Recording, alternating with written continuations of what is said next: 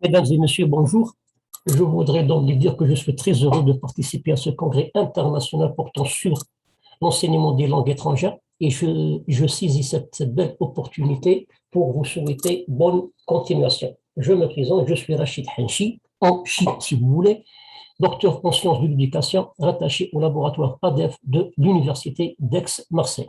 À travers cette communication, j'ai l'honneur de vous présenter mon projet de recherche intitulé comme suit: de la simulation en classe de FLE à la communication fonctionnelle, apport de l'évaluation des schèmes d'utilisation.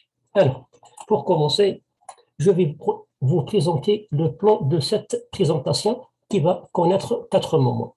À travers le premier, je vais rappeler le contexte et j'essaie de cerner la problématique. Le deuxième moment sera réservé à l'exposition des deux cadres, théorique et méthodologique.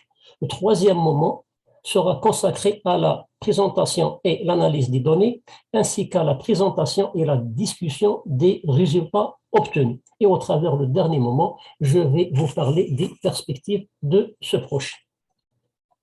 Rappelons avant tout que ce projet s'inscrit dans le cadre de l'enseignement-apprentissage du FLE au primaire en Algérie. Justement, tous les professeurs de français dans ce contexte conduisent leurs relations didactiques propres à l'enseignement de l'oral à partir de leur manuel scolaire. Nous entendons par oral ici et la compréhension de l'oral et la production orale. Ces deux enseignements dépendent pour partie des performances des pratiques enseignantes. Ces pratiques enseignantes exigent, entre autres, des schémas d'utilisation bien réfléchis pour pouvoir exploiter logiquement les artefacts choisis et pour pouvoir ancrer les jeux didactiques dans une action didactique conjointe. D'où notre objet de recherche, les schémas d'utilisation au profit de l'enseignement de l'oral au primaire. Ici, nous devons préciser un point important, c'est que cette recherche se focalise sur l'oral en classe de première année de français, c'est-à-dire les classes de troisième année primaire. Sur la base de cet objet de recherche, nous voulons comprendre comment les professeurs de français exploitent leurs artefacts pour faire acquérir et développer ces compétences en classe de première année de français. Nous cherchons à comprendre et à expliquer la réalité de ces deux enseignements telle qu'elle est. À propos de ce point, il est également important de préciser que cette recherche est en fait le fondement d'un autre projet de recherche, celui d'expérimenter une ingénierie coopérative ayant pour objectif de provoquer une transformation de la réalité didactique et de l'action conjointe propre à cet enseignement, à savoir l'oral, par le moyen de la valence perlocutoire et par le moyen de la réticence didactique. Voilà pourquoi cette recherche en question tente de répondre à deux questions. La question 1, outre le manuel scolaire, quel genre d'artefacts sont proposés en classe de FLE et comment les professeurs les exploitent-ils pour conduire des apprentissages en relation avec cet enseignement. La question 2, les schèmes d'utilisation déployés par les enseignants favorisent-ils la valence perlocutoire et la réticence didactique lors de l'animation des jeux didactiques propres à l'enseignement de l'oral? Le cadre théorique de ce projet est plus ou moins riche dans la mesure où il articule plusieurs travaux appartenant à plusieurs domaines. Concernant les manuels scolaires, les guides pédagogiques, les artefacts, les schémas d'utilisation, ce projet se fonde sur les travaux de Chopin, de Verdier-en-Bourgade et d'autres chercheurs, bien sûr. Pour l'apprentissage de l'oral, il se réfère aux travaux de Corner, de Germain, sans pour autant oublier de citer le CECR. Quant à la théorie de l'action conjointe en didactique, c'est un travail qui se fonde principalement sur les travaux menés par Sensivé et Mercier. Pour mener pour mener à bien notre projet de recherche, nous avons jugé utile que notre présence in situ est plus qu'une nécessité. C'est pourquoi nous avons choisi la méthode ethnographique. Dans ce sens, nous avons opté pour l'enregistrement vidéographique comme technique pour le recueil de données empiriques. Les films pédagogiques sont renforcés par des entretiens d'autoconfrontation, ce qui nous a permis par la suite de monter nos synopsis. Dans ce sens, notre cadre théorique repose sur 1. Le recueil de données par le moyen de l'enregistrement vidéographique. 2. La théorie de l'action conjointe comme méthode d'analyse. À ce stade de cette présentation, il est très important de préciser que cette recherche a connu 2 étapes fondamentales. Étape 1, qui concerne le recueil de données, l'étape 2, qui concerne les analyses. Nous avons opté pour 3 analyses. Une première analyse qualitative fondée sur le quadriplé du jeu, une deuxième analyse quantitative basée sur le triplé des jeunesses, et nous avons renforcé ces 2 analyses par les analyses des entretiens d'autoconfrontation. Alors, les analyses et les résultats. Pardon. Avant d'entamer la première analyse proprement dite fondée sur le quadriplé du jeu, rappelons rapidement les stratégies adoptées de la part des 2 professeurs. Pour P1, il a fait commenter une image à partir d'une histoire qu'il avait imaginée. Il a conduit ses élèves à s'exprimer dans cette langue étrangère en invitant ses élèves à répéter des mots et des phrases. Il s'est fondé spécialement sur le jeu de questions-réponses. Ce faisant, il a privé ses élèves de s'acquérir des stratégies d'écoute dans la mesure où son jeu a basculé vers la production orale au lieu de la compréhension orale. Dans ce sens, l'analyse du quadriplé du jeu nous a montré, ou plutôt cette analyse a démontré le suivant. P1 n'a pas pu satisfaire à la condition de dévolution. Il a dominé son jeu par les multiples interventions. Et par conséquent, il a empêché les élèves de développer des stratégies gagnantes. En quelque sorte, il n'a pas donné une priorité absolue à la réticence didactique. Il n'a pas respecté le principe de régulation. Et pour l'étape de l'institutionnalisation, elle n'a pas eu lieu du tout. Ça, c'est pour P1. Pour P2 maintenant, concernant sa stratégie, elle s'est fondée sur une bande dessinée puisée dans son manuel. Elle avait imaginé un dialogue. Elle a conduit ses élèves à systématiser 2 structures seulement et elle n'a utilisé son manuel que pendant le premier moment de son jeu. Encore, P1 a pris les structures grammaticales comme matière de cours et par conséquent, elle n'a pas favorisé le montage de dialogue libre à partir des actes de parole. Dans ce sens, l'analyse du quadriplé du jeu nous a fait savoir le suivant. P2 ne s'est effacée que rarement. Elle a dominé son jeu sans donner l'occasion aux élèves de guider leur jeu didactique. Autrement dit, les élèves se sont inscrits dans les attentes de leurs professeurs. L'étape de l'institutionnalisation n'a pas été exploitée par les élèves.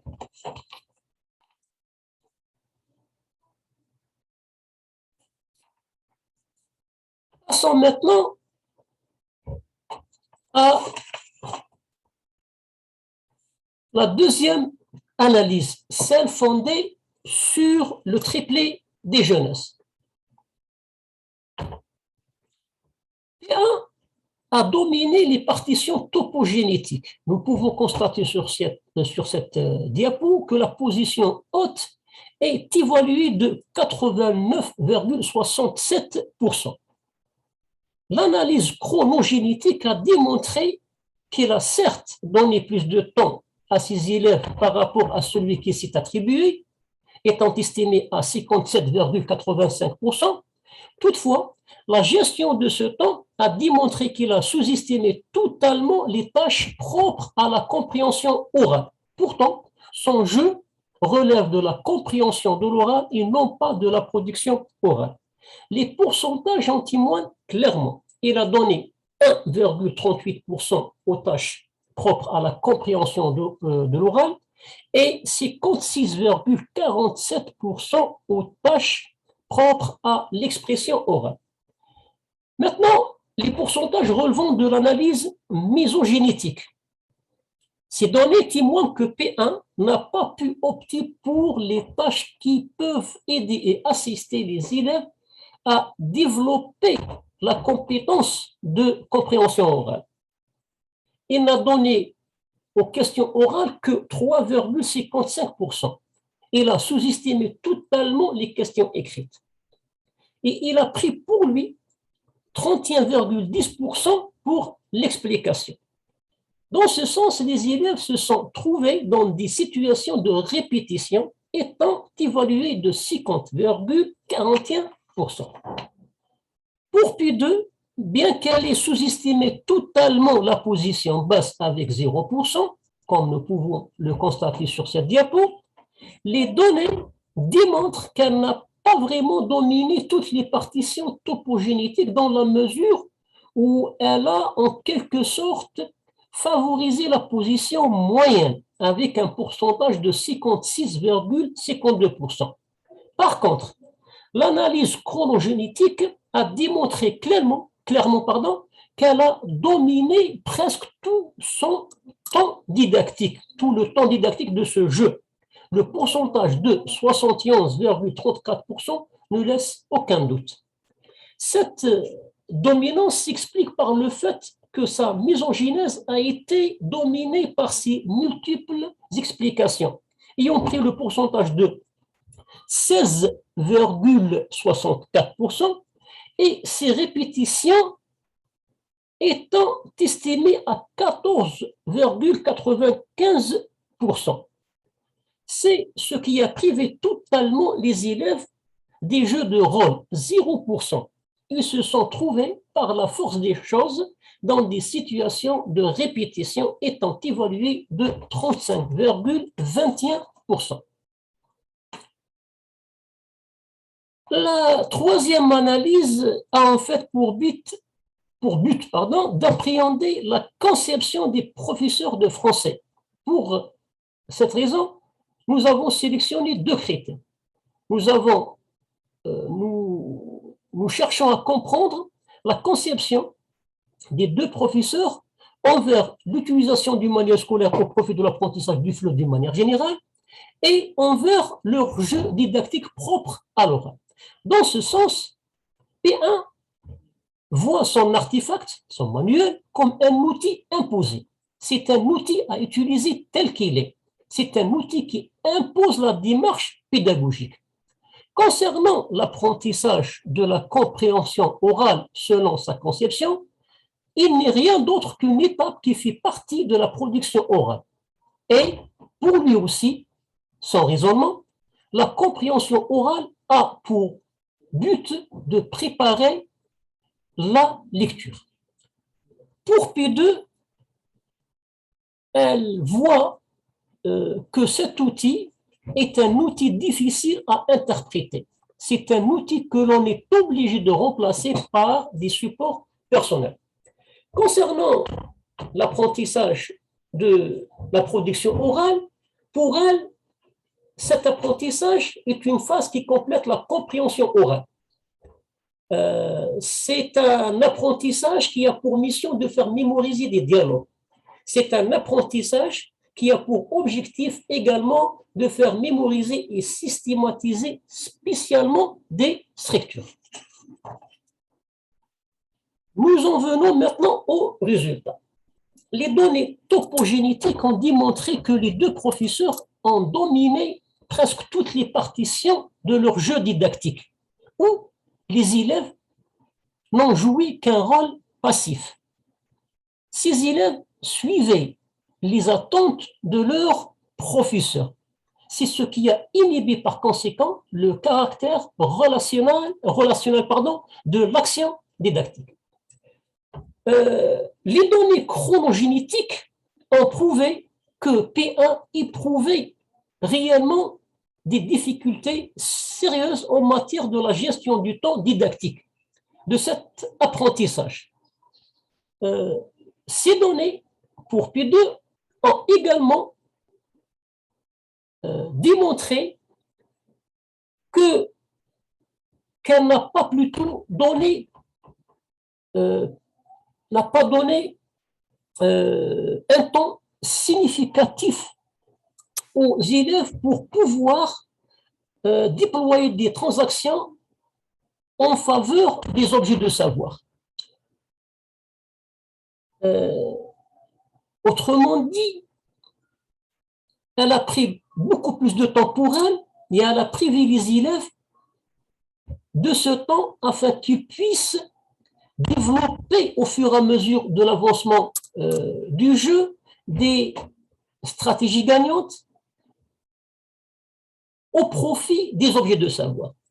Les données mésogénétiques nous ont fait savoir que les professeurs ont donné plus de sens à l'enseignement qu'à l'apprentissage, dans la mesure où les activités proposées et les tâches réalisées à travers les interactions langagières ont pris un sens unilatéral, c'est-à-dire de l'enseignant vers les élèves. D'une autre manière, ils ont préféré la méthode frontale. Sur la base de ces résultats, nous sommes en mesure d'en venir à quelques constats communs à l'égard de cet enseignement. Primo, les professeurs observés se méprennent sur la nature de ces deux enseignements, propres à l'oral. Et ils se fondent principalement sur les supports iconiques. Secondo, ils éprouvent des difficultés à utiliser et à choisir leurs artefacts. Tertio, ils ancrent leur pratique de classe dans la méthode frontale et se prennent pour les maîtres diffuseurs de connaissances.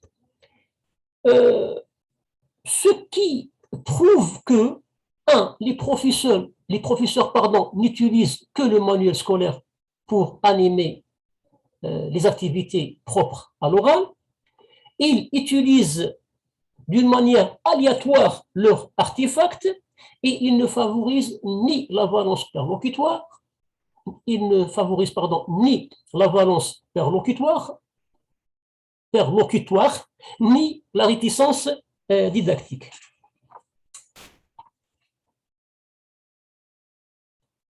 Cela s'explique par le suivant. Les interactions maître-élève se fondent principalement sur le jeu de questions-réponses. Les partitions topogénétiques sont surplombées par les professeurs. Les transactions sont déterminées par l'objet de savoir. La mésogénèse est intercalée dans des structures ou des mots. Les professeurs n'ont pas favorisé les situations adidactiques. Les élèves n'ont pas eu l'opportunité de produire des stratégies gagnantes. Ils n'ont pas pu diriger, je parle des élèves, ils n'ont pas pu diriger les jeux selon leurs attentes. Ils n'ont pas pu acquérir, je parle encore des élèves, ils n'ont pas pu acquérir des ressources qui peuvent être institutionnalisées. Ce travail, rappelons-le, est la première étape d'un projet de recherche qui a pour but de préparer les élèves à une communication fonctionnelle à partir des simulations en classe. C'est pourquoi nous proposons de continuer ce travail en menant une recherche à partir des résultats obtenus. Il sera donc question d'expérimenter une ingénierie coopérative qui aura pour mission de 1. Proposer une séquence d'apprentissage devant prendre en considération la compétence linguistique, la compétence sociolinguistique et la compétence pragmatique.